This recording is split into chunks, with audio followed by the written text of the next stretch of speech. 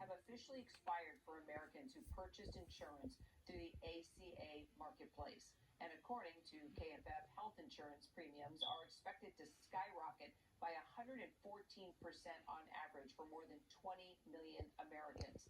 These subsidies were a key sticking point during the longest government shutdown in history. And although Congress reached a deal to reopen the government, it did nothing to address these subsidies or the cost of insurance, leaving Americans to fend for themselves. Joining us now is Julia Appleby, a senior correspondent for KFF Health News. So, Julia, are people who have health insurance through the ACA already feeling the effects of the end of these subsidies? I mean, what kind of sticker shock are they actually looking at today?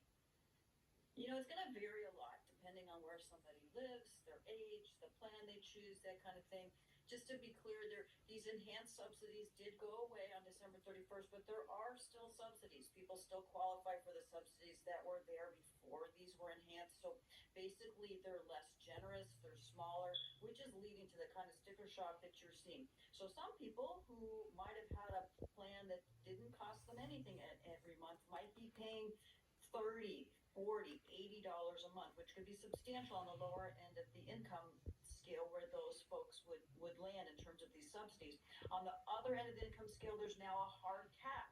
There is no subsidy available for folks who earn more than 4 times the federal poverty level, which right now is about $62,600 for an individual and about $84,600 for a family. So folks above that level aren't getting any subsidies, and that's where you're also seeing people who are suddenly running into $1,000 or more a month on top of what they were already paying.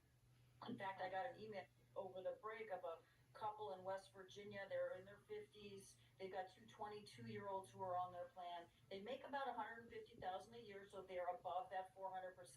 And their plan went to $4,000 a month, and that's with an $18,000 annual deductible. So that's a lot of money. Yes, it is. I mean, we're all here in the studio counting counting the numbers and saying to ourselves, that is just, it's crazy. So what will happen to people who can't afford the new price of health insurance? If you're one of those 20 million individuals, what do you do? I think what we're seeing people doing is they're signing up for different types of coverage. Maybe they're signing up for a bronze plan instead of a silver level plan. Remember, these come in sort of like Olympic medal colors. And the bronze plans have lower premiums than the silver plans, but they've got higher deductibles, on average around $7,000 a year. So we're seeing some people do that. Some people are going to not get covered at all. I think I've seen some estimates ranging from 2 million to 7 million people. Their experts are estimating might not sign up for coverage this year. So the uninsured rate will probably go up. We don't know yet. Some people are renewing their plans and hoping that Congress will act. And remember, they are going to be discussing healthcare again, and these subsidies will come up again. It's not inconceivable that there will be a debate. Whether or not anything gets passed in time is a question.